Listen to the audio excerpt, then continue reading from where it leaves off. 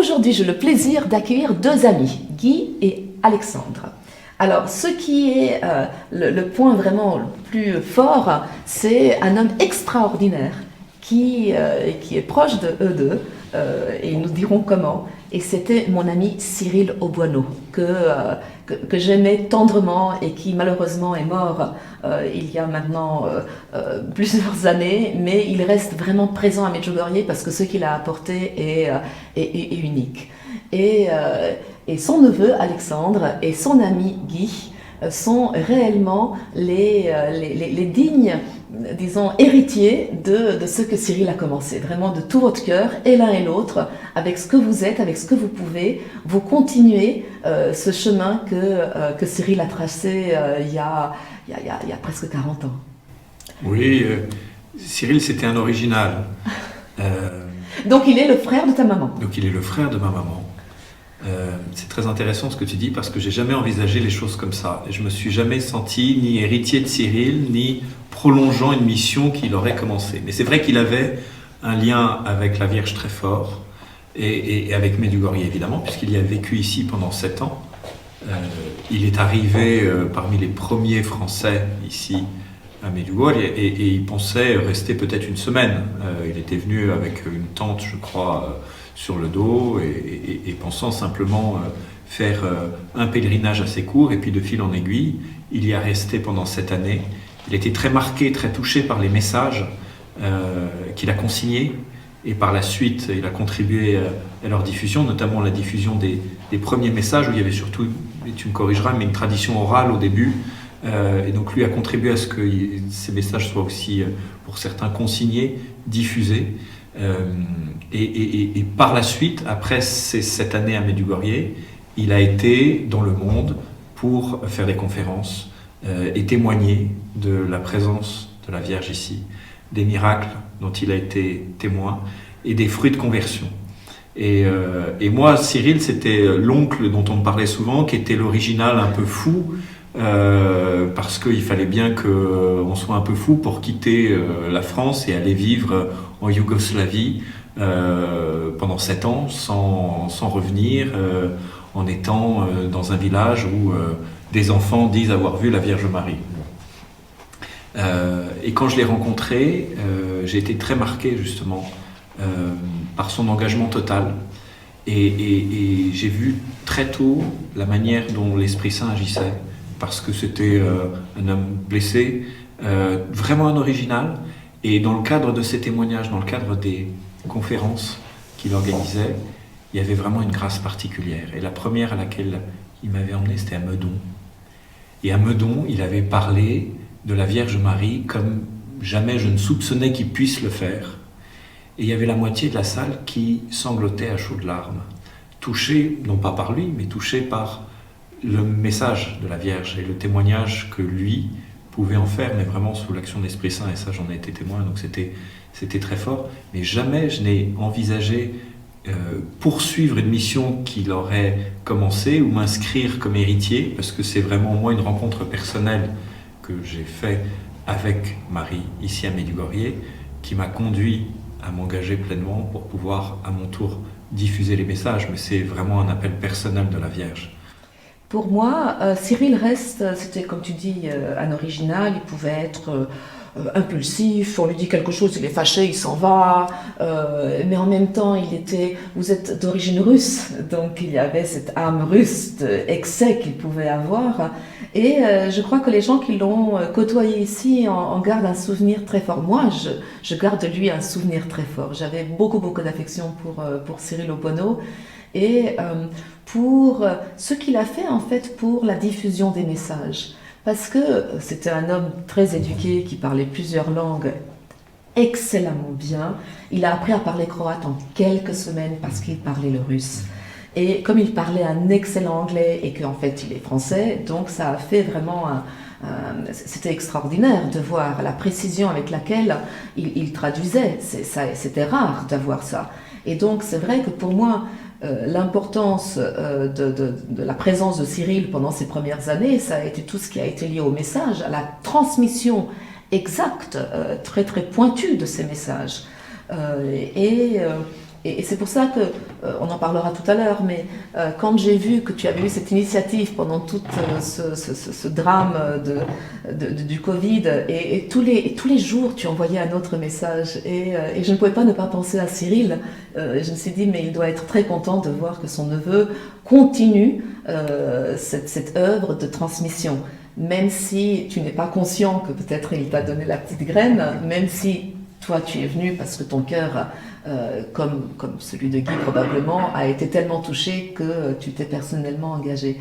Mais vous, Guy, quand est-ce que vous avez rencontré Medjugorje pour la première fois, et en avez-vous entendu parler la première fois par Cyril? Je suis venu à Medjugorje, j'ai entendu parler dans les années 82, 83, 84. Donc très vite. Très vite. Et un coup de chance, je me suis retrouvé voisin de Cyril à l'île de Ré. En fait, j'allais à l'île de Ré et je ne savais pas que Cyril habitait l'île de Ré, on le connaissait, mais je ne savais pas qu'il habitait là. Et j'avais dit à l'agence immobilière, je voudrais un terrain plutôt dans cette partie-là. Et au décès de sa grand-mère, ils ont vendu un bout de terrain. L'agence m'a dit, j'ai un terrain dans la zone où vous souhaitiez. Donc j'ai acheté le terrain, je ne savais pas que c'était Cyril et sa maman qui vendaient. Et je me suis trouvé voisin de Cyril. Donc on a parlé un peu de Medjugorje, bien sûr.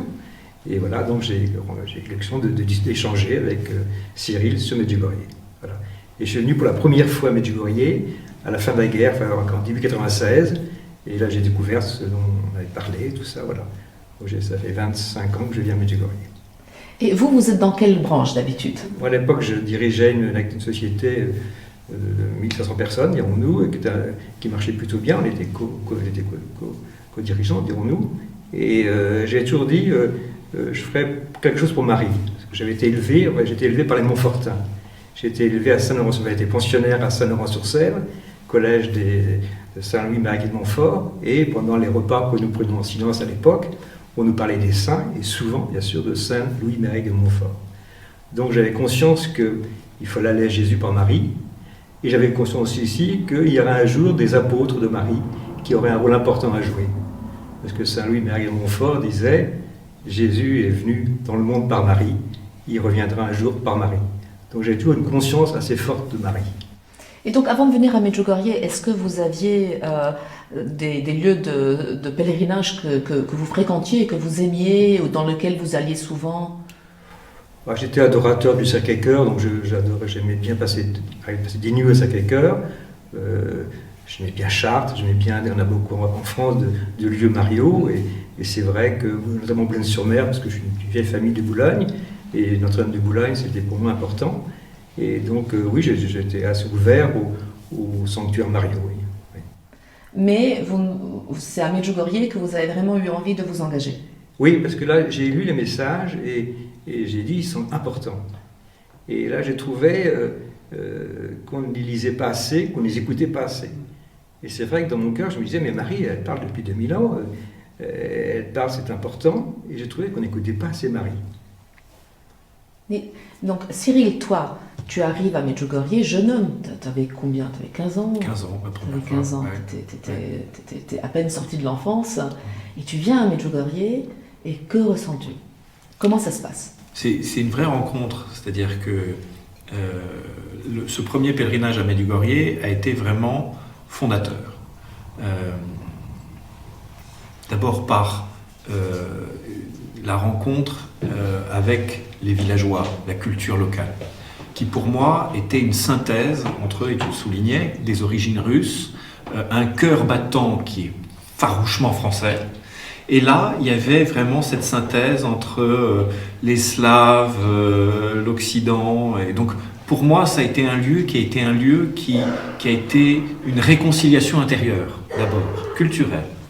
Et puis, il y a eu cette rencontre très forte avec Marie, avec le Christ.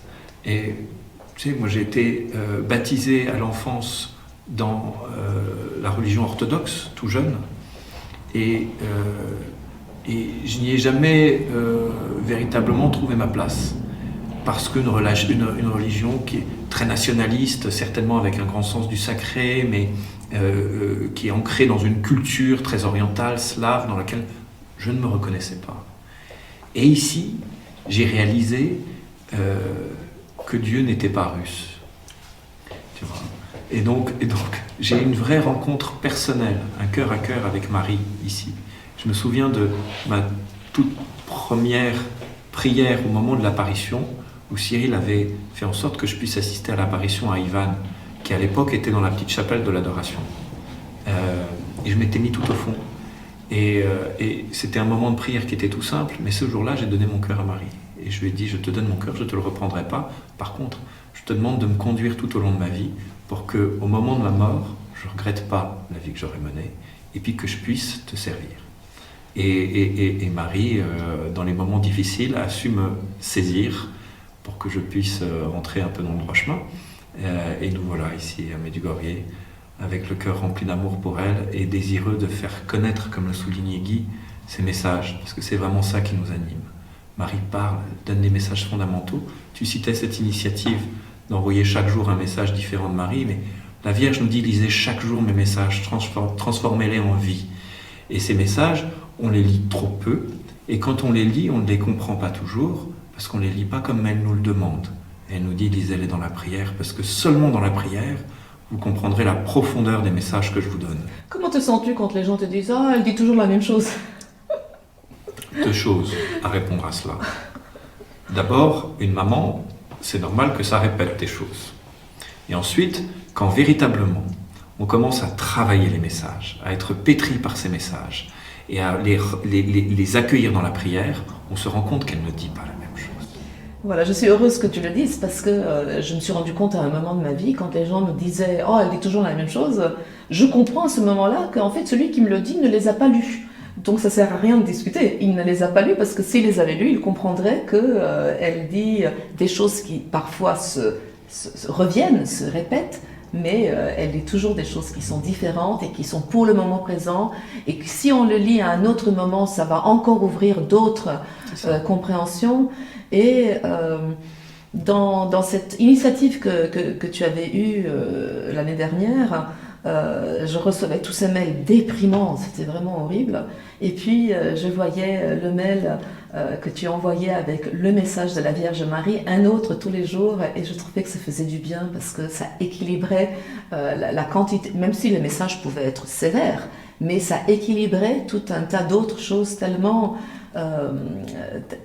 angoissantes, alors qu'elle vient et elle nous dit « Ok, ça va pas génial, mais attendez, je vais vous expliquer comment on va faire pour s'en tirer. » Et ce que tu dis est essentiel, c'est-à-dire qu'ils sont donnés pour un instant, le temps présent, mais ils sont aussi prophétiques en cela qu'ils nous parlent tous les jours et d'une manière différente et nouvelle. Et donc, dans ce cadre du premier confinement et de la période qui a suivi, le fait d'une manière particulière de lire ces messages, de les recevoir dans une période où on avait conscience qu'il fallait faire silence, il fallait d'une manière nouvelle se mettre à l'écoute de la Vierge. Et donc, effectivement, chaque jour, on a reçu ces messages comme étant d'une actualité totale et comme étant une réponse à ce que nous vivions. Et en plus, ce que j'ai trouvé remarquable, c'est vraiment cette initiative que tu as eue. Le père Boris Baron était à Medjugorje. Il y avait quelques communautés, quelques Français, une petite poignée qui étaient là, mais ils étaient là. Et tu as eu l'initiative de leur demander est-ce qu'ils seraient d'accord d'entrer dans cette transmission, et il y a eu la prière du jeudi. Alors ça a été vraiment un beau moment. Raconte-moi comment est née cette idée et comment tu l'as mis en place. C'est tout simple, l'idée n'est pas de nous. Ce sont les anglophones qui ont institué une prière hebdomadaire, un chapelet, depuis Medjugorje, d'un lieu différent à chaque fois, en vidéo sur Zoom et sur Facebook. Et il y avait des centaines de personnes qui se connectaient, qui, souffrant de ne pas pouvoir venir en pèlerinage parce que les conditions ne le permettaient pas et les frontières étaient fermées, étaient dans la joie de pouvoir être en communion de prière les uns avec les autres, mais aussi avec les villageois et ce lieu de Medjugorje. Et donc nous, on a repris tout simplement cette initiative des Anglais et on a proposé au frère Boris, mais aussi à sœur Marie-Emmanuelle, à sœur Myriam et à d'autres, de pouvoir former cette petite communauté de priants qui seraient nos intercesseurs auprès de la Vierge à Medjugorje. Et chaque semaine, et jusqu'à ce jour, le jeudi soir à 21h, nous avons cette prière depuis Medjugorje en direct, du coup en vidéo, d'un lieu différent, et on prie le chapelet et après on adore le Seigneur. C'est vraiment une initiative tout à fait remarquable. Et puis, vraiment, là, je ne te quitte plus, dans le sens que je suis venue récupérer ma maman qui revenait des États-Unis, où elle est allée visiter mon frère. Je devais rencontrer des uns et des autres, et puis nous devions revenir à Medjugorje, mais il y avait cette date où tu avais organisé cette soirée inoubliable de prières et de témoignages avec Monseigneur Henrik Roser, le visiteur apostolique malheureusement décédé cet été, mais tu avais eu cette initiative de l'inviter et de l'organiser dans une église parisienne comble. Comble. Alors j'ai un de mes amis, Jean-Christophe, qui a pu arriver avant, il est arrivé 2-3 heures avant, il m'a gardé une place tout devant, il a dû se battre comme un je sais pas quoi pour que je puisse avoir, pour qu'on puisse, qu'on lui prenne pas les places. Donc, mais vraiment je me suis sentie privilégiée d'être dans cet endroit. Je regardais vers toi, ton bébé venait de naître, je fondais d'affection et de reconnaissance, parce que c'était un gros travail que vous avez fait de l'organiser. Et en fait, la dernière communion que j'ai eue avant que le confinement soit complet, c'était Monseigneur Roser qui me l'a donnée, et ça reste un moment très précieux. Racontez-moi la genèse de cette organisation. Comment avez-vous eu l'idée? Comment cette église a été choisie? Racontez-nous un petit peu ça, parce qu'on n'a pas eu l'occasion de parler à Peur, puisqu'après tout a été confiné. Mais c'est l'initiative qu'on a eue ensemble. On a créé une association, et justement avec ce désir de pouvoir amener les cœurs à Medjugorje pour faire l'expérience de la grâce du lieu, mais aussi pour pouvoir travailler les messages et faire en sorte que la France puisse s'ouvrir davantage à Medjugorje. Il y a plein d'initiatives qui existent, et donc nous, ce qu'on veut simplement, tu vois, c'est comme le colibri, apporter humblement notre petite goutte d'eau. Voilà. Et quand on a commencé à réfléchir, puisque nous avons un groupe de prière qui se réunit tous les mois à Paris, dans le diocèse de Paris, et qui est un groupe de prière qui est identifié par le diocèse comme étant vraiment inspiré par la spiritualité de Medjugorje. Et on se demandait comment on pouvait faire pour que davantage le diocèse de Paris puisse s'ouvrir. Et évidemment, le diocèse de Paris, la France et particulièrement le diocèse de Paris, sont très sensibles, très pointilleux, très attentifs à ce que tout puisse se faire en Église. Et donc, bien sûr, quand il y avait des pèlerinages privés qui étaient organisés, le diocèse n'avait pas à intervenir, mais la nomination par le pape de Monseigneur Roser ouvrait une porte supplémentaire, puisqu'il y avait là un évêque nommé par le pape officiellement, qui était habilité à parler de Medjugorje et qui avait reçu comme charge l'accompagnement pastoral des pèlerins et l'organisation de la pastorale sur place. Donc, très tôt, on s'est dit que ce serait une occasion merveilleuse de faire venir Monseigneur Roser pour qu'il puisse témoigner à Paris dans une église et qu'il puisse le plus possible rencontrer, pourquoi pas l'archevêque, et puis voilà. Et donc, c'est dans ce cadre-là que nous avons très simplement sollicité Monseigneur Roser, qui nous a tout de suite donné un oui de principe, et demandant que ça puisse se passer dans une église avec l'accord formel de l'archevêque. Et il avait bien insisté sur ce point, il disait « Je viens si j'ai une lettre d'invitation de l'archevêque de Paris, sans quoi je ne viens pas ». Et on a choisi la paroisse d'Auteuil de la manière la plus simple, parce que c'était à l'époque ma paroisse. Guy, il est presque paroissien d'Auteuil, parce qu'il est de la paroisse voisine, et notre groupe de prière se réunissait à Auteuil. Donc il y avait toutes les raisons du monde pour qu'on puisse choisir cette paroisse, mais encore fallait-il que le curé soit d'accord. On a été voir le curé, qui tout de suite a dit oui, immédiatement. Et donc, tout à coup, les portes se sont ouvertes, et on a senti que vraiment la Vierge avait créé les conditions pour que cette visite officielle de l'archevêque de Monseigneur Roser puisse avoir lieu, mais il restait encore la lettre officielle de Monseigneur Petit, l'invitation avec le tampon et la signature envoyée. Et donc ça a été un sujet de prière, parce que tout était bien arrêté, il y avait le lieu, il y avait la date, les billets de Monseigneur Roser étaient pris, mais on n'avait pas encore la lettre officielle de l'archevêque. Et finalement, l'archevêque, Monseigneur Petit, est venu, ou plutôt a accepté de signer cette lettre d'invitation qu'il a envoyée directement à Monseigneur Roser.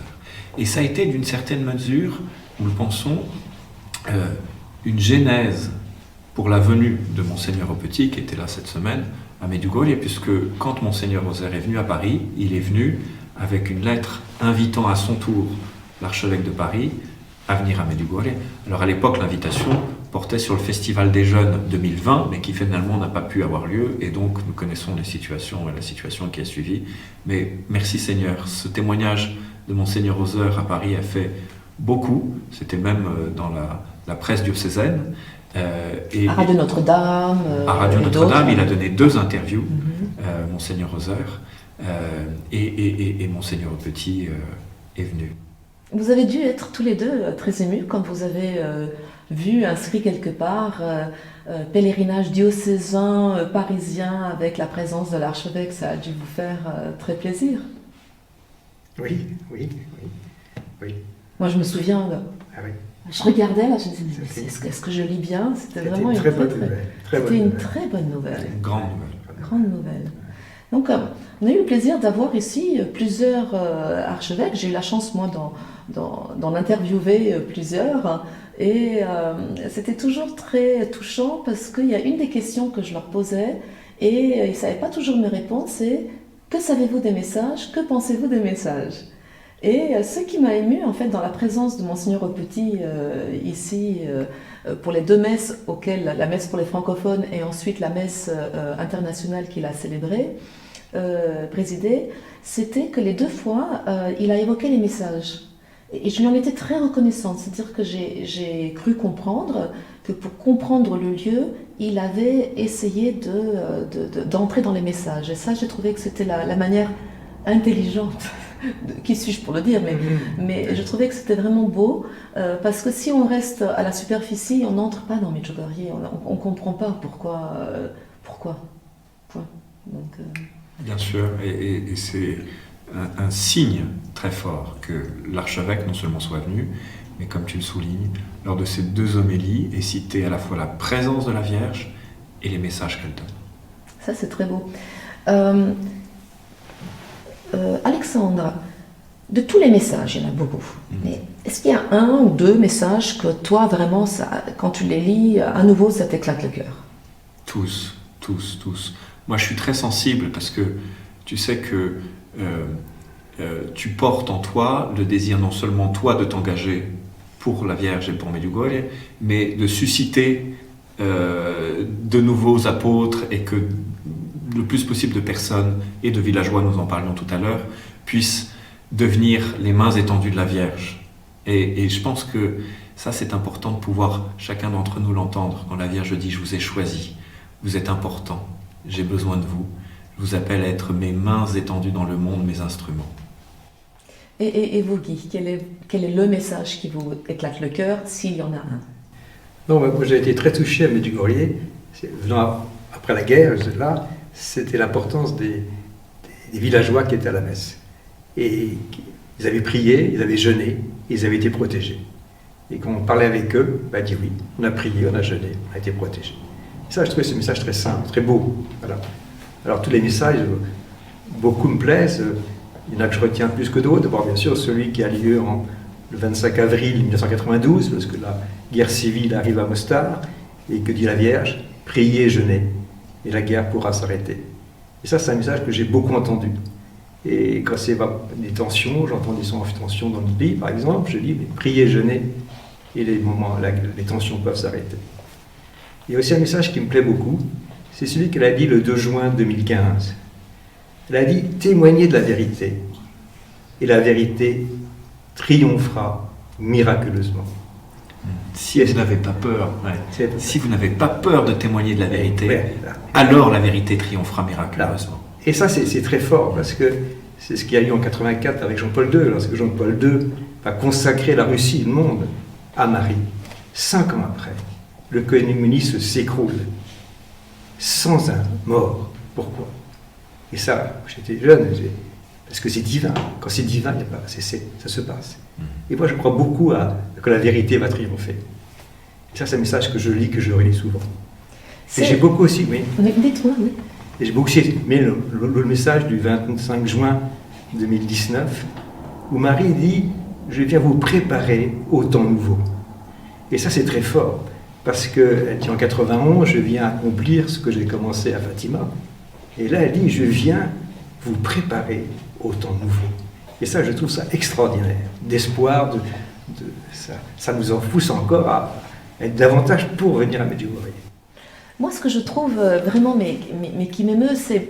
Bon, pendant cette période, je ne sais pas pour vous, mais j'ai reçu des messages mais hyper inquiétants venant de je ne sais quelle source, de gens très très inquiets, et c'est très angoissant. Et en même temps, les messages de Medjugorje, c'est pas des messages ils sont pas drôles, hein, ils sont sérieux. Mais il n'y a jamais de crainte, ils ne sont pas là pour susciter la crainte, ils sont là pour susciter, attention, c'est pas drôle ce qui se passe, mais regardez, voilà comment faire, moi je vais vous montrer. C'est vraiment ce côté de une mère qui est là, c'est pas drôle, autour c'est les ténèbres, mais elle est là et elle nous aide. Également, je suis très émue quand je vois qu'à Medjugorje, c'est le seul endroit, à ma connaissance, peut-être qu'il y a eu d'autres, mais j'ai eu la chance de rencontrer beaucoup de sanctuaires et de les visiter et de les découvrir, etc. Et c'est le seul endroit où la Vierge Marie a formé une paroisse pendant 3 années entières. De 84 à 87, elle donne des messages tous les jeudis pour la paroisse. Et aujourd'hui, bon, alors les paroissiens ont vraiment répondu de manière remarquable, mais aujourd'hui il y a eux, et aujourd'hui il y a nous, c'est-à-dire les paroissiens hors les murs. C'est-à-dire que de tout notre cœur, on n'est pas né physiquement ici, mais notre cœur est né ici quelque part pour beaucoup d'entre nous et on s'est engagé. Vous, ça vous motive en fait de vous engager à trouver les moyens nouveaux, audacieux de transmettre. Tout à fait, parce que il faut transmettre les messages. Surtout que Marie, elle dit priez, et vous aurez la joie. Et c'est vrai qu'ici on prie, et on a la joie. C'est la joie de Dieu. C'est une joie extraordinaire qui donne une force. Et moi, pendant que je travaille encore, chaque année je venais ici à Medjugorje une semaine, parce que je repartais avec une énergie extraordinaire. Et mes associés me disaient, mais comment ça se passe? Tu passes une semaine à Medjugorje et tu reviens en pleine forme. Ben, je dis oui, c'est la grâce de Marie. Et ça, je trouve que c'est une chance de pouvoir venir à Medjugorje. Et c'est extraordinaire, ces messages qu'on reçoit qui nous donnent la joie dans le cœur. Et ça, venir à Medjugorje, c'est prendre de la joie dans le cœur. Comment réagissent vos familles respectives?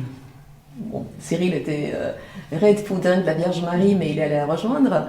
Mais le reste de ta famille, comment réagit-elle? Et puis vous, Guy? Moi, j'ai rencontré ma femme bien-aimée par Medjugorje. C'était vraiment... S'il te plaît, raconte-nous cette rencontre, parce que à chaque fois, je rigole, parce que c'est trop sympathique. Non, mais en 2 mots, on s'est rencontrés pour la première fois au Sacré-Cœur, alors que je participais à une conférence que je traduisais en partie sur Medjugorje.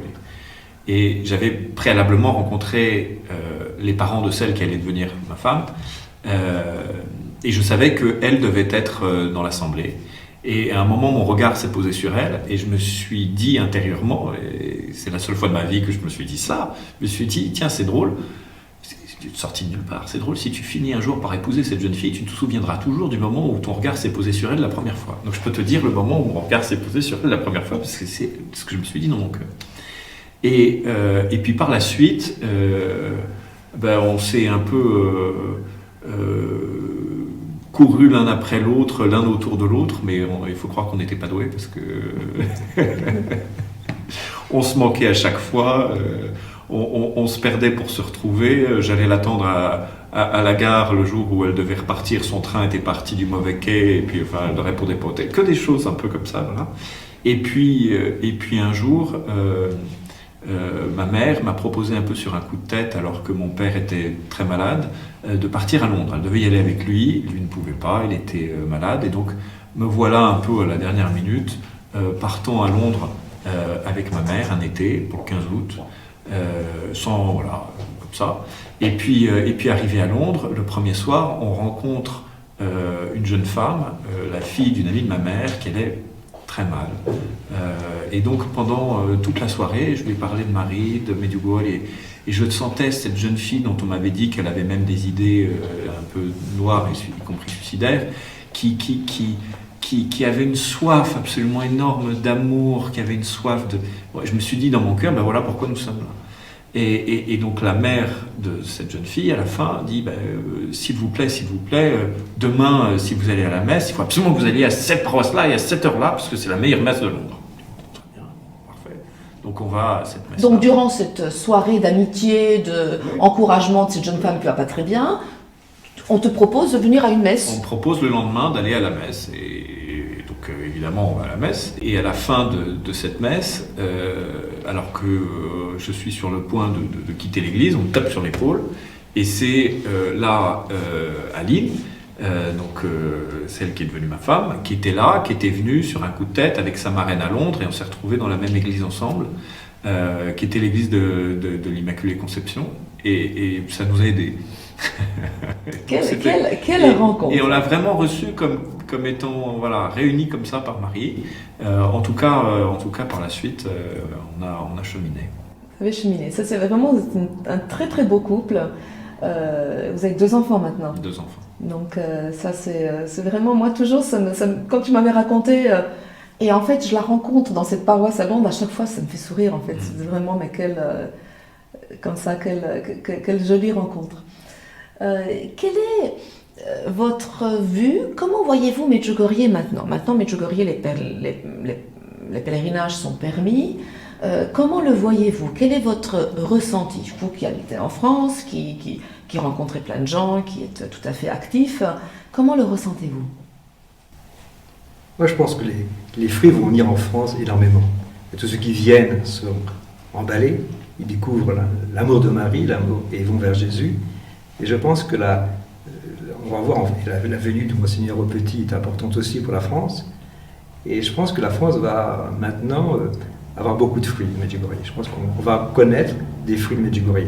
Les gens davantage de Français vont venir, et je pense que peut-être davantage de Français vont prier Marie. Je pense qu'on rentre dans une période mariale, et comme la France ne va pas très bien, les tensions augmentent, les gens sont un peu inquiets, qu'est-ce qui se passe, qu'est-ce qu'on peut faire, ce Covid, ces problèmes, tout ça. Donc il y a une certaine angoisse en France. Et je pense qu'on a un moment où les Français, je pense, vont se tourner vers Marie, et je pense, oui.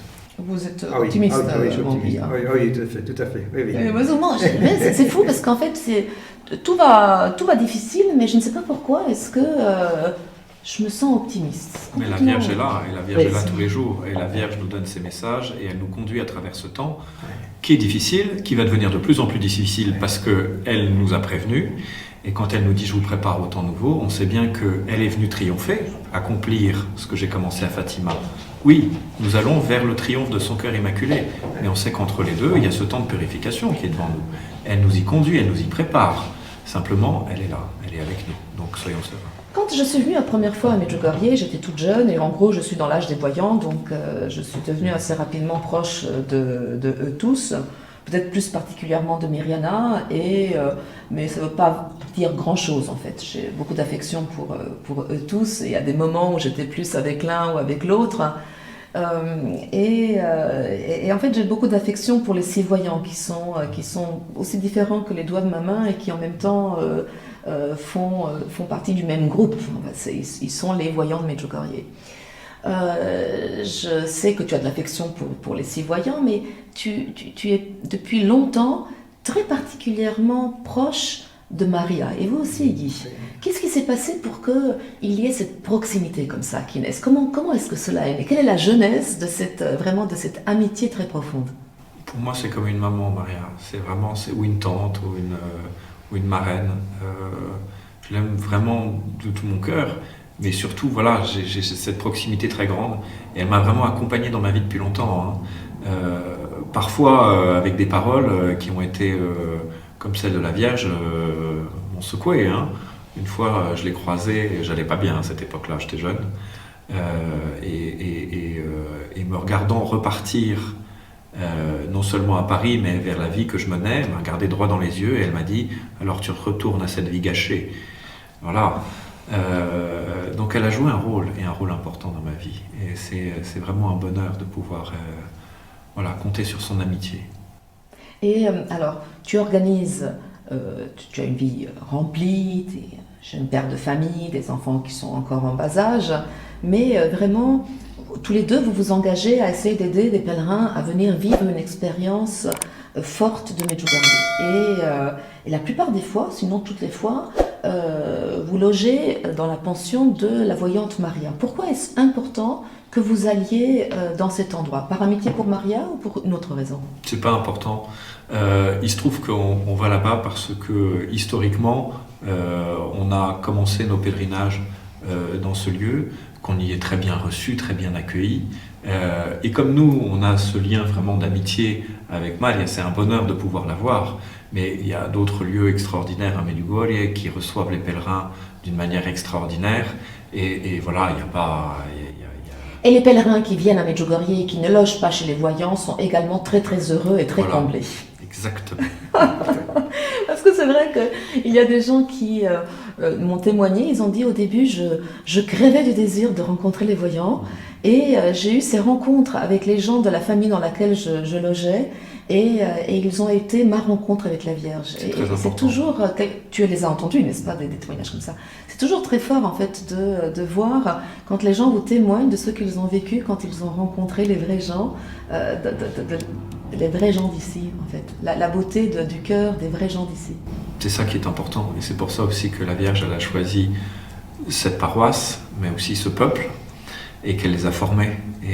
Et les pèlerins, ils ont le cœur rempli de joie, mais aussi de gratitude quand ils peuvent échanger comme ça et recevoir le témoignage des paroissiens. Bien sûr, les voyants sont des paroissiens privilégiés.